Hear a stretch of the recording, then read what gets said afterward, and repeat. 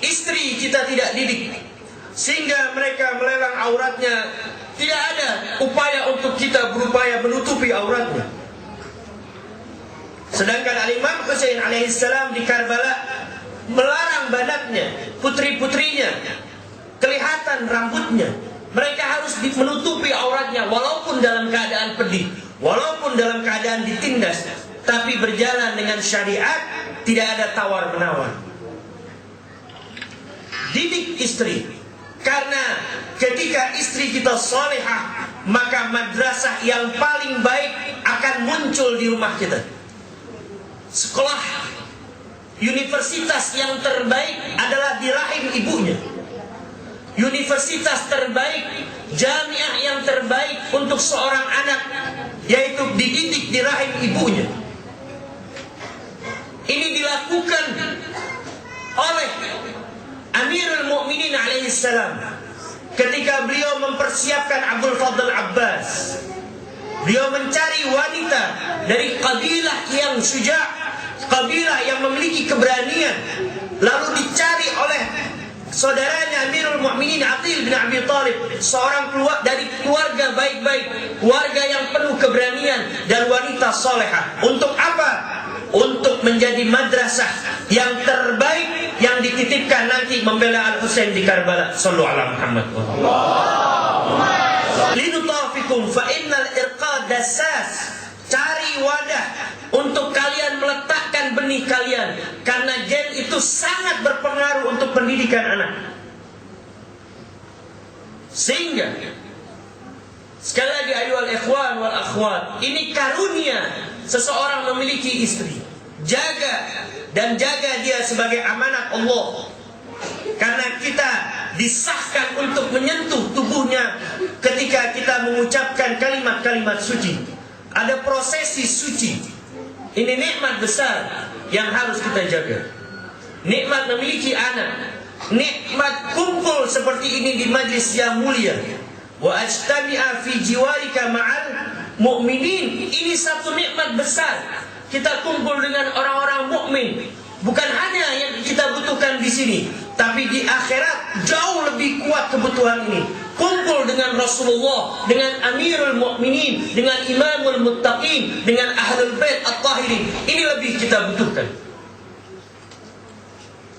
Kalau ada perasaan kita acuh terhadap majlis-majlis mulia, kalau ada perasaan malas terhadap majlis-majlis duka, pertama harus kita koreksi diri kita. Jangan yang kita lakukan untuk diri kita adalah maksiat, dosa, sehingga jarak kita dengan Ahlul Bait. Sekali lagi, Ahlul Bait mereka suci. Untuk mendekat kepada mereka, kita harus berupaya untuk menjadi suci. Harus ada upaya untuk kita tarbiyah diri kita. Ayyuhal akhwat, saya minta diperhatikan. Kalimat-kalimat ini bukan kalimat muncul dari Fuad bin Husain al-Hadi, tapi nanti kalimat ini akan muncul dari ayat Al-Quran, dari kalimat Ahlul Bait salamullah alaihim. Sallu ala Muhammad wa ali Muhammad. Maka dari itu kita harus memiliki sesuatu apa yang diinginkan oleh Allah, yaitu amal. Amal berfungsi menaikkan derajat kita di sisi Allah. Ilaihi yas'adul kalimut thayyib wal amal salih yarfa'uh. Untuk irtifa harus pakai amal. Untuk naik maqam harus pakai amal. Apa yang Allah dapatkan dari amal kita? Sesuatu yang sangat suci, yaitu batinnya amal. Apa batinnya amal? Niat yang tulus. Itulah yang sampai kepada Allah. Innamal a'malu binniyat. Ini yang sampai kepada Allah, an-niyat. Kalau kita, semoga Allah menjaga kita semua, kalau ada di majlis Al-Husain dalam rangka membesarkan dirinya, maka dia akan jatuh. Jangan pernah mencuri maqam Al-Husain untuk membesarkan diri. Ingat, Al-Husain suci, majlis Al-Husain suci. Jangan pernah ada harapan apapun kecuali keridhaan Allah. Ini yang akan sampai, ini yang akan diterima oleh Allah Subhanahu wa ta'ala, yang menjadikan tangisan kita berharga. Karena tidak semua yang menangis untuk Al-Husain mendapatkan pahala. Ingat ketika Nabi membawa Al-Husain di Masjid Nabawi, ketika Nabi menceritakan apa yang akan terjadi terhadap putranya Al-Husain, semua sahabat menangis. Apa jawab Nabi? Atakunahu wala tansuruna. Kalian menangis tapi tidak menolong. Kenapa tidak menolong? Karena di dalam hati mereka bukan ketulusan kepada Allah, bukan ikhlas kepada Allah, bukan kejujuran dan kemurnian. Ingat, yang sampai kepada Allah niatnya kita. Yang sampai kepada Allah niatnya kita. Adapun amal itu kembali kepada kita. Amal kembali kepada kita. Naik makomnya kita. Tadinya menjadi muslim, akhirnya mukmin. Dari mukmin sampai mukmin yang besar, yang lebih besar. Karena mukmin terbagi dua, ada mukmin kecil, ada mukmin besar. Ya ayyuhalladzina amanu aminu. Setelah beriman harus beriman lagi. Lalu nanti sampai kita kepada maqam abrar, innal abrar lafi na'im. Nanti kita akan sampai kepada maqam muttaqin, sampai kepada maqam muqarrabin, dan itu khusus untuk ahlul bait sallallahu alaihi. Karena maqam muqarrabin ini maqam yang puncak, yang dekat dengan sang kekasih. Ingat, manusia di dalam beramal tidak keluar dari tiga hal, tiga kemungkinan. Antara kita dan amal, pertama kemungkinannya adalah hal. Apa hal? Antara kita dan amal tidak akrab, mungkin berpisah. Di antara kita mungkin ada yang sholatul lail, tapi ketika dia meninggalkan sholatul lail, dia dengan mudah. Ketika dia tidak sholat malam, tidak tahajud malam, besok paginya dia tidak merasakan apapun. Itu namanya hal. Antara amal dan amil itu memiliki hubungan yang rentan. Ini yang pertama. Yang kedua, antara amal dan amil pelakunya itu memiliki hubungan yang kuat. Ini yang namanya malakah. Ketika tidak kita lakukan, kita merasa dihakimi. Coba di antara kita telat sholat subuhnya, hari itu kita merasa sumpah, kita merasa sesak. Kenapa? Karena kita tidak menunaikan sholat subuh. Kenapa? Karena antara kita dan amal sholat subuh telah melekat, ada alaqah. Di mana ahlul bait sallallahu alaihim? Apakah di hal atau di malakah?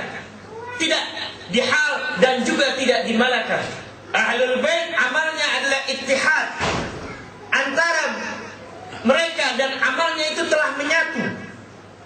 Seperti seseorang membakar sesuatu, seperti tungku dibakar di atas api, didiamkan 7 hari 7 malam, maka saat itu seseorang tidak mampu membedakan mana tungku mana api. Kenapa? Karena tungkunya telah berubah menjadi api. Ini yang disebut ittihad.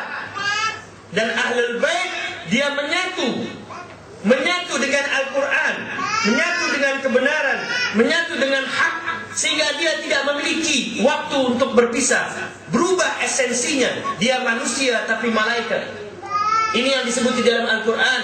Wa amma in kana minal muqarrabin farauhun wa raihanun wa jannatun na'im. Adapun orang-orang yang muqarrabin itu mereka bukan masuk surga, tapi mereka sendiri surga.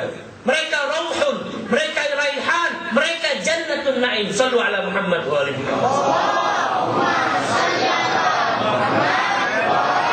Sehingga hakikat dari surga sebetulnya bukan hurul ain, bukan jannatun tajri min tahtihal anhar. Hakikat surga adalah ar-rasul dan ahlul bait. Inilah hakikat surga. Sehingga ketika seseorang bertawaf dan berdoa mengatakan, "Ya Allah, masukkan aku ke dalam surga." Imam Ja'far Shadiq bertanya, "Apa yang kau lakukan? Doa apa yang kau panjatkan?" Lalu orang ini bertanya, "Ya Ibn Rasulullah, aku berdoa untuk dimasukkan ke surga." Kata Imam Shadiq, "Anda telah berada di surga." Berwilayah kepada ahlul bait, hakikatnya berada di dalam surganya Allah. Doa, minta supaya jangan dikeluarkan dari surga. Dunia ini Allah cipta sebagai tempat untuk ibadat dan tempat diuji, mahallul ibtila, tempat di mana manusia diuji dengan berbagai musibah. Terlebih pengikut Ahlul Bait, para a'immah telah menegaskan siapapun yang mengikuti kami siap-siap mengenakan busana musibah. Siap-siap, artinya jangan pernah putus asa ketika diuji dengan musibah. Karena Allah ingin menguji. Jangankan manusia awam, para anbiya pun diuji oleh Allah Subhanahu wa ta'ala. Semua dapat ujian Allah. Termasuk ibunda Nabi Allah Musa alaihissalam. Baru lahir anaknya, Allah uji ibunda Musa. Letakkan di keranjang, alirkan di sungai, dan sungai itu menuju istana Fir'aun. Bagaimana seorang ibu dapat ujian seperti ini? Sedangkan saat itu ada dekret keluar dari istana Fir'aun, setiap bayi laki lahir harus dibunuh. Ini dikirim untuk dibunuh. Tapi makarnya Allah berbeda. Musa hidup, tumbuh besar di istana, dan menggulingkan pemilik istana. Diuji ibunda Musa. Nabi Musa pun diuji. Nabi Ibrahim diuji. Semua diuji. Termasuk kita. Di dalam Al-Quranul Karim, Allah Subhanahu wa ta'ala berfirman, A'udzu billahi samii'il 'aliim minasyaitonir rajiim, wa la nabluwannakum bisyai'in minal khauf wal ju' wan naqsi minal amwal wal anfus wath thamarat wa basyyiris sabirin. Selagi kita jadi manusia, Allah uji. Bagaimana ya Allah ujiannya? Alladzi khalaqal mauta wal hayata liyabluwakum ayyukum ahsanu amala. Pada pertemuan lalu, malam ini bentuknya seperti apa ya Rabb? Allah menguji kita. Pertama dengan takut. Ada rasa takut. Antum naik pesawat, terkadang ada situasi hampa udara. Turun, muncul rasa takut. Ada petir menggelegar, muncul rasa takut. Ada ancaman, muncul rasa takut. Minal khauf wal ju', diuji dengan lapar. Kita jangan takut lapar. Itu pasti nanti kita diuji dengan lapar. Cuma kita mohon kepada Allah, kalau diuji supaya kita bisa lulus dari ujian lapar. Wan naqsil minal amwal, harta kita berkurang. Puluhan tahun kita bekerja, dalam satu hari lenyap semuanya. Tidak usah takut dan tidak usah sedih. Kenapa? Ini bagian dari ujian. Jangan menjadi stres. Karena stres adalah orang-orang yang tidak memiliki din, tidak memiliki agama. Rizqukum fis sama' wa ma tu'adun. Jangan pernah takut kalau diuji dengan harta. Wal anfus, dan jiwa diancam, diintimidasi. Ada orang datang ke Imam Ali Al-Hadi memohon, ya Imam, sekarang situasi mencekam, siapapun yang ziarah ke makam Abi Abdullah Al-Husain akan dibunuh. Apa jawab Imam Ali Al-Hadi? Sekalipun dibunuh, tetap harus ziarah. Kenapa? Syiar. Berapa banyak setiap hari di Irak, di Najaf, di Karbala, setiap manusia, orang-orang pengikut Ahlul Bait dibunuh. Tapi tidak menjadikan zairin berkurang. Puluhan juta ziarah ke makam Abi Abdullah Al-Husain saat ini. Jutaan orang.